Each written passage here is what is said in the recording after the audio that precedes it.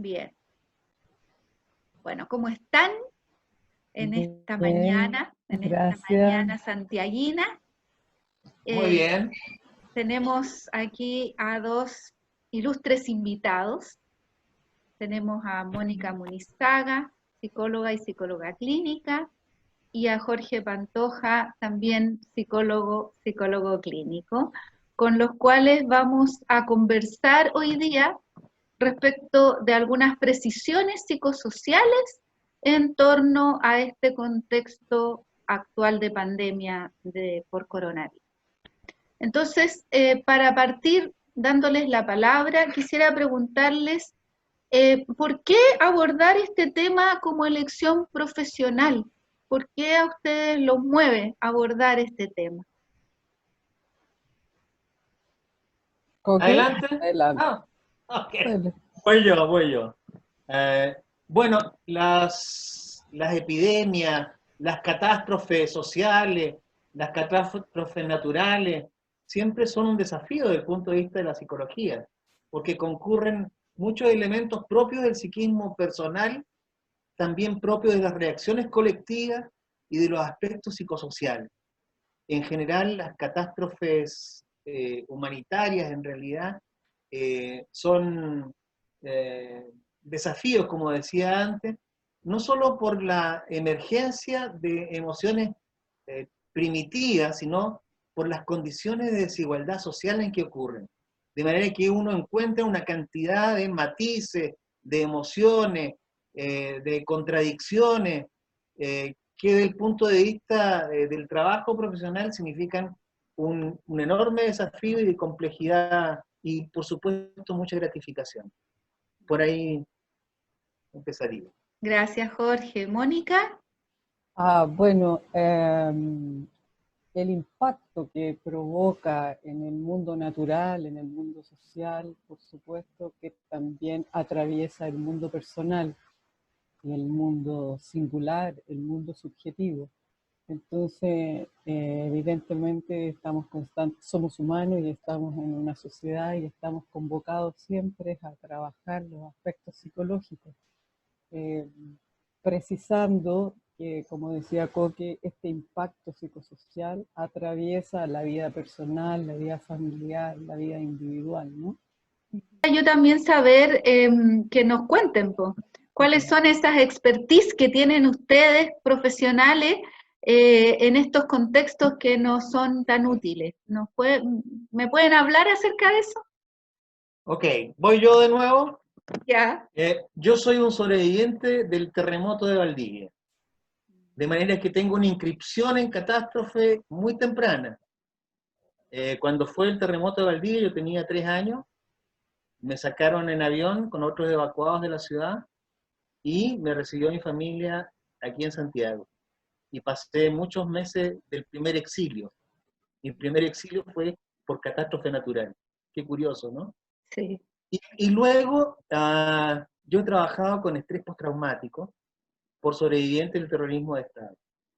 En el caso de sobrevivientes de terrorismo de Estado. Y eso desarrolló en mí una especie, como dijo Mónica, de expertise en esto. Y luego nuestra experiencia que hemos tenido los tres como colaboradores de UNICEF en el tema de catástrofes naturales.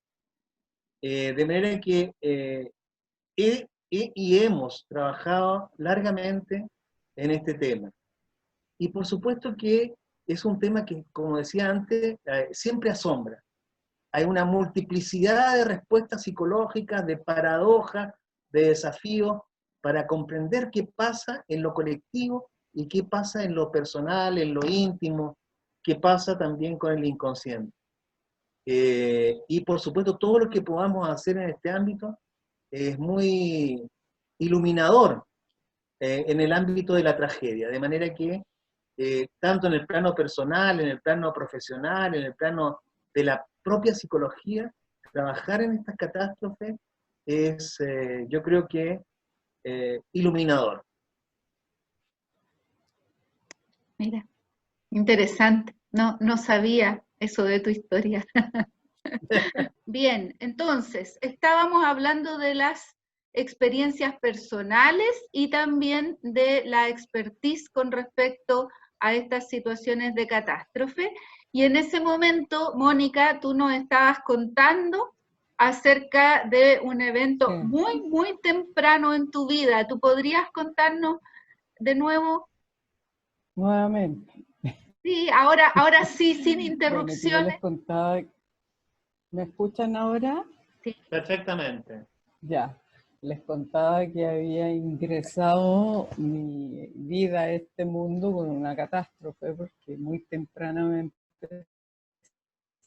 se incendió mi hogar y yo era muy chiquita, tenía 1 año y medio más o menos, ¿no? Entonces creo que me sacaron en condiciones bastante extremas, pero me salvaron la vida, por eso estoy conversando aquí con ustedes ahora.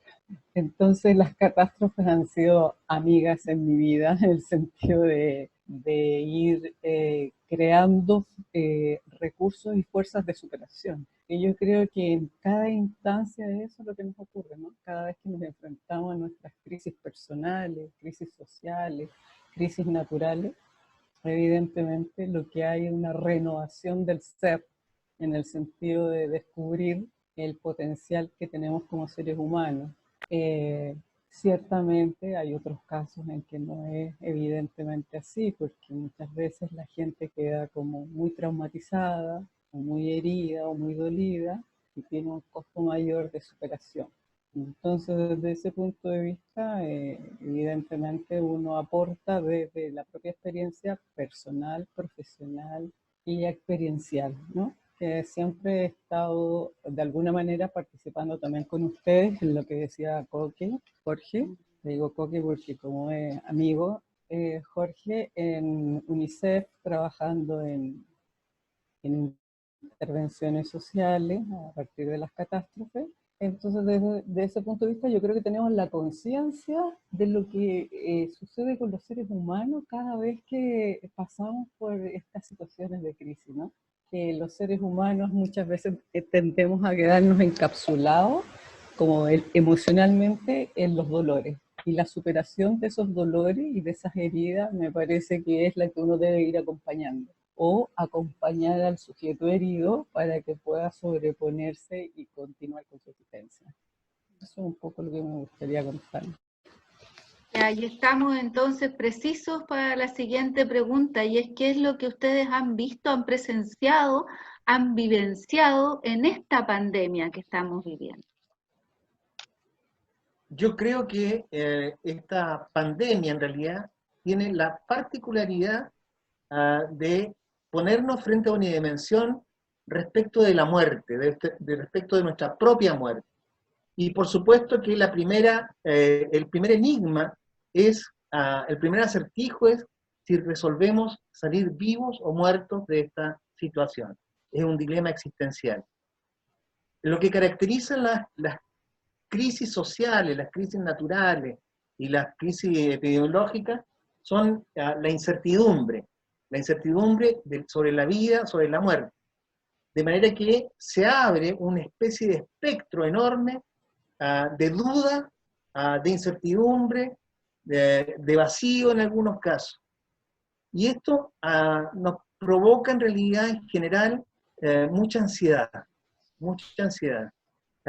Lo que en general las catástrofes ponen en cuestión son nuestras ideas de pertenencia, de seguridad en el futuro, nos pone en una situación de incertidumbre existencial, y lo que se pone en cuestión es nuestro imaginario de seguridad, es decir, todas aquellas cosas que nos justifican, que nos permiten darle continuidad a la vida, se ponen en tensión.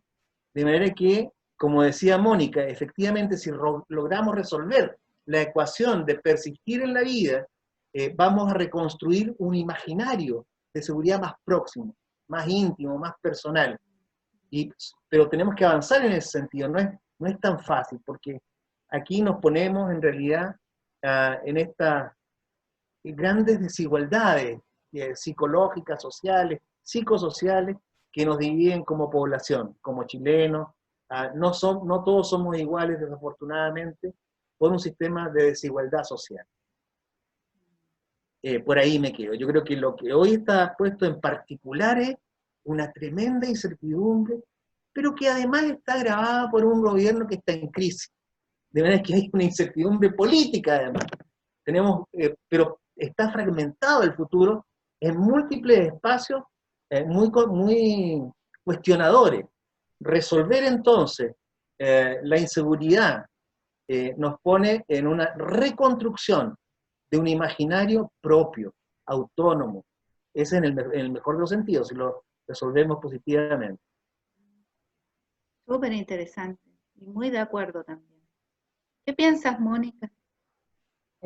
Sí, yo quiero sacarlo un poco, estoy absolutamente de acuerdo en lo que dice Jorge, de esta como rompimiento de este imaginario de seguridad en lo que en realidad desde el origen experimentamos, porque el desarrollo humano, el desarrollo del ser humano, justamente es el del cambio constante, pero siempre olvidamos que estamos en permanente cambio, ¿no? Entonces, como olvidamos que estamos en permanente cambio, hacemos crisis en los cambios. El cambio del niño al adolescente, del adolescente al adulto, y así sucesivamente, del adulto al adulto mayor, de las pérdidas del matrimonio, las fragmentaciones de la familia. Entonces, pero es necesario ese imaginario, ¿no? Porque pareciera ser que nada nos sostiene si no imaginamos que hay seguridades. Lo que pasa es que estas inseguridades pareciera ser que no pudiéramos autoengañarnos, porque es tan brutal, porque tiene tantos planos que atraviesan nuestra vida, ¿no? O sea, las del desarrollo tal vez podemos cognitivamente terminar con ciertos atajos, ¿no? Los atajos cognitivos, esto de que uno de alguna manera se las arregla para no hacer crisis al pasar de una etapa a otra. Pero cuando el movimiento es del contexto social en el que tú habitas, es como, no es posible autoengañarnos, ¿no? O engañarnos.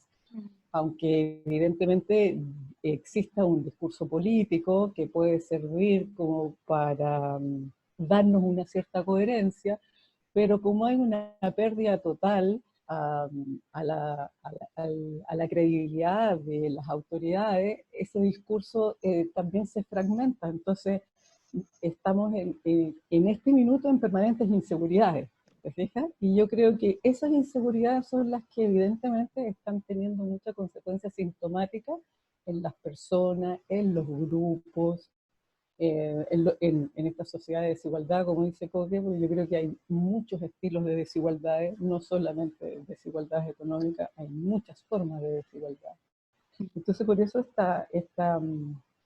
como convocarnos, ¿no? A que tal vez la vida es esto, estamos siempre expuestos a tremendos cambios y como informaciones que nos impactan, pero que olvidamos que eso no, y olvidamos también que tal vez esto que está ocurriendo tenga que ver con algo que provocó el propio ser humano, ¿no? Porque no creo que sea la naturaleza. La naturaleza es mucho más ordenada y benevolente, pero nosotros somos mucho más caóticos y desordenados. Y a veces tenemos ambiciones que no podemos satisfacer y bueno, y peleamos en contra de ella y eso impacta en contra de nuestra propia persona. Sí, cuando dijiste esto de que las desigualdades son mucho más que las económicas, yo me pregunto entonces, ¿cuáles serían en este caso, en este momento, en este contexto de pandemia, cuáles serían aquellas poblaciones vulnerables? ¿Serían efectivamente las personas que no tienen los recursos económicos? ¿Sería ese como el factor que uno podría utilizar para definir una población vulnerable? ¿Qué piensan ustedes? Yo creo que hay varios... dale.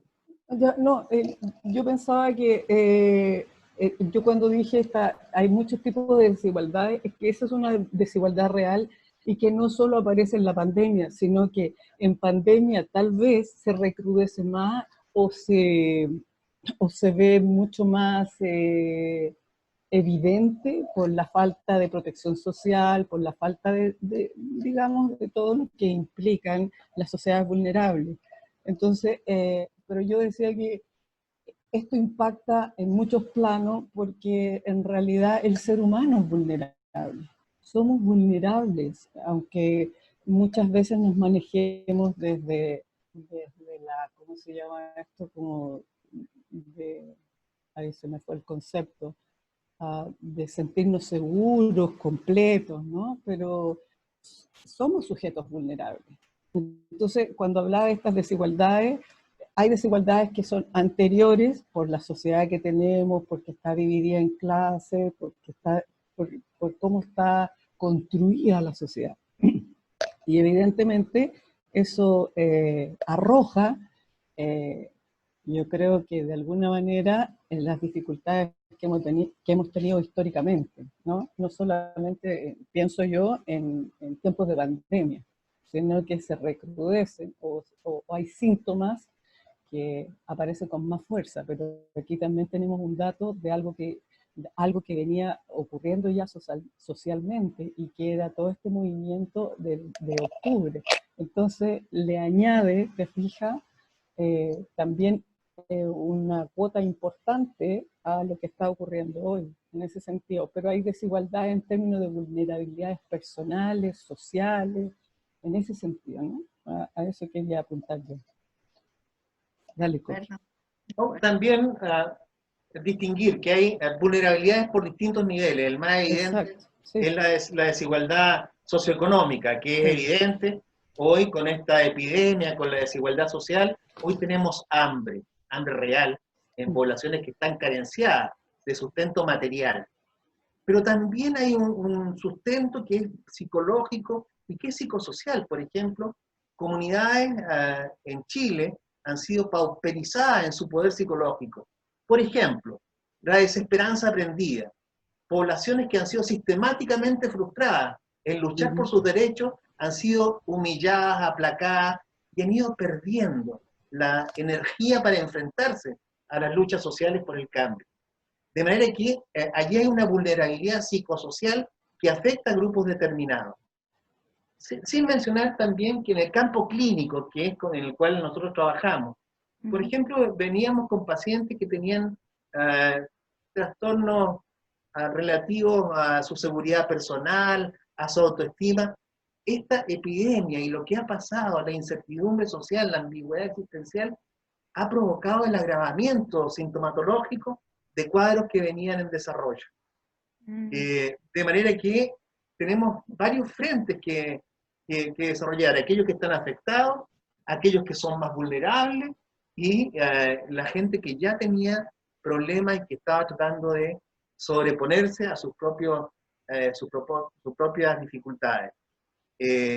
Tenemos un campo complejo que se ha ido haciendo cada vez más grave porque la catástrofe humana se intensifica.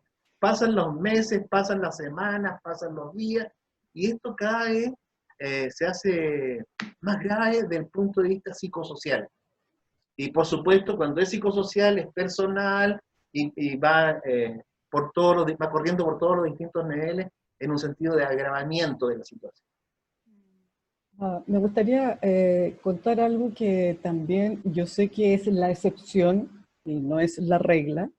Curiosamente, pacientes que yo he tenido con un proceso bastante difícil y que uno los ve muy precarios, sin embargo, en esta situación han evolucionado y salido adelante y han tenido logros que no los habían tenido en circunstancias de normalidad, ¿no? Y eso a mí también me ha llamado mucho la atención y me parece importante destacar porque estamos siempre como en la cosa más, no negativa, pero como digamos las consecuencias más complejas.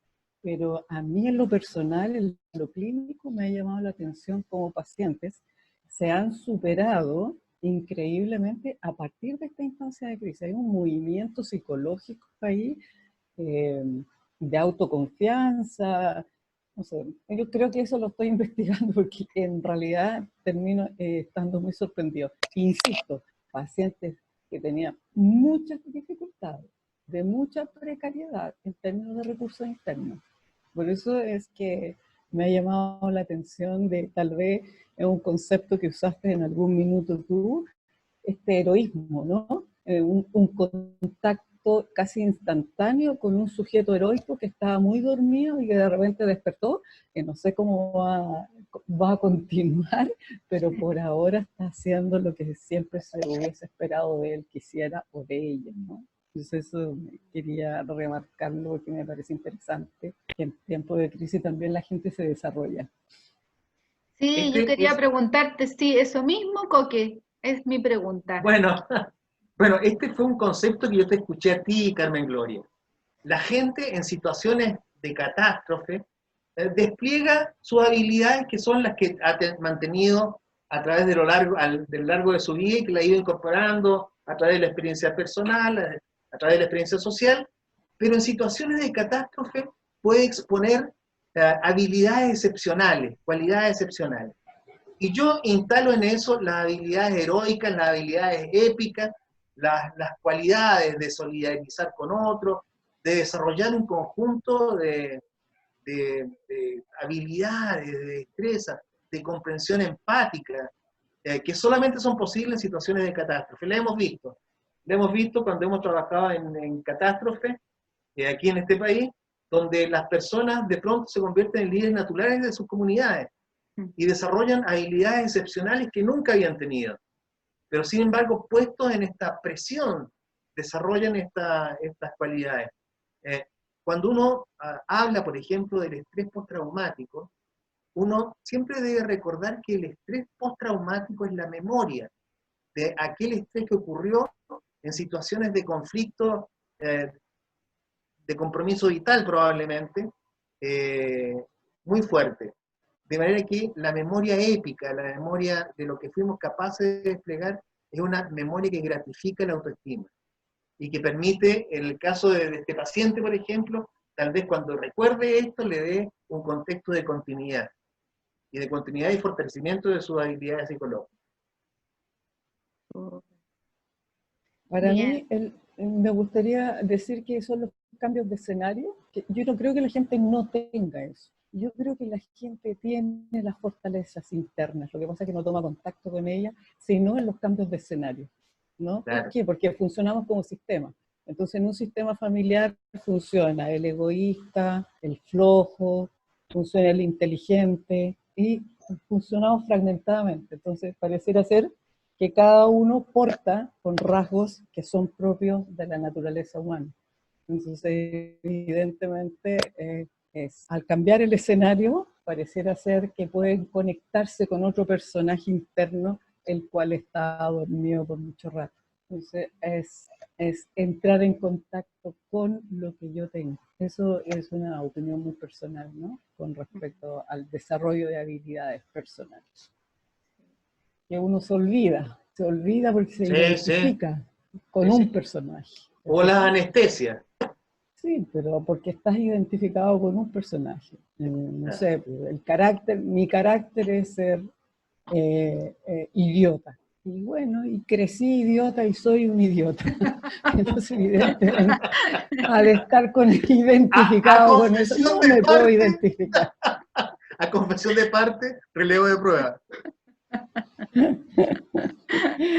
Oye, estimado, está muy buena la conversación, muy interesante además desde los distintos lugares que ustedes han ido como aportando a esta comprensión de lo que vivimos. Y tengo una pregunta, según mi timer dice que en menos de 7 minutos va a terminar esta reunión, entonces tenemos dos opciones. Una es que dejemos de grabar ahora y volvamos a meternos, y lo otro es que hagamos un cierre y dejemos hasta acá esta grabación. Ustedes me dicen. Yo creo que un cierre, sí, me parece, cierre. Porque se nos puede cortar. A mí mi internet, estoy así, que me vaya bien con que no se interrumpa, entonces saquemos esto. Me parece interesante que hagamos un cierre y después conversemos como fuera de cámara, ¿no? Ok, entonces como Seguimos. cierre, entonces como no sé, pues como últimas palabras, como alguna cosa que les gustaría a lo mejor como subrayar en relación a lo que ya dijeron, ¿qué podríamos como agregar? Bueno, a mí me parece que este tiempo que vivimos es un tiempo de desafíos personales, de desafíos para las comunidades. Las ollas comunes son un ejemplo maravilloso de supervivencia, de solidaridad, de épica. Vamos a recordar estas ollas comunes como los gestos gloriosos de comunidades para mantener sus colectividades. De manera que yo creo que hay que asumir esto como un desafío y aprender, un momento de aprendizaje de nuestros recursos, aprendizaje de nuestras interacciones, de cómo nos enfrentamos y cómo comprendemos la vida colectiva. Yo creo que no tenemos que menospreciar este tiempo, no tenemos que rehuir de este tiempo, tenemos que enfrentarlo y enfrentarlo con los mejores recursos y con los recursos de los otros, los recursos que desarrollamos en la interacción social. Muchas gracias, muy de acuerdo. Mónica, Eh, sí, yo estoy absolutamente de acuerdo con los recursos y tal vez a mí me interesaría que trabajáramos más la memoria, porque la memoria es frágil en el sentido de que después que pasan las crisis, olvidamos y volvemos a los patrones automáticos que tenemos, que es nuestro inconsciente. Entonces, como que me gustaría mucho que se pudiera de alguna manera hacer un trabajo de conciencia para que esto se fuera registrando. Y como es un hábito nuevo, porque en realidad a tener esta apertura y este desarrollo tiene que ver con formas nuevas de relacionarnos con nosotros mismos, con los otros, con el mundo social y con el mundo natural, es para que no se pierda hay que hacer un trabajo de conciencia constante, ¿no? De recordarnos que el haber pasado por situaciones difíciles y de dolores, hemos descubierto el gran valor que somos, pero también es factible que después que pasa la crisis lo olvidemos y volvamos a nuestros comportamientos automáticos. Entonces, como que ahí me gustaría como recordar que eso no hay que olvidarlo, porque por más que lo conceptualicemos, finalmente en la vivencia personal o en la vivencia social, uno se da cuenta que volvemos a decir lo mismo, a hablar de la misma manera, los movimientos políticos son los mismos, los políticos pelean por los mismos, las familias pelean por lo mismo y uno está enojado por lo mismo. Entonces, ¿cómo no volver a ese automatismo? Me parece que sería muy interesante precisarlo y trabajarlo. muy bien. Bueno, les agradezco mucho en esta mañana de julio este conversatorio interesantísimo respecto a este contexto en el que estamos todos imbuidos, ¿no es cierto? Nosotros como psicólogos clínicos también en el doble lugar, desde vivirlo en lo personal y también acompañar a otros. Y bueno, muchas gracias y vamos a seguir conversando en otras ocasiones tan interesantemente como hoy. Muchas gracias, ¿ah? Chao, chao. Gracias.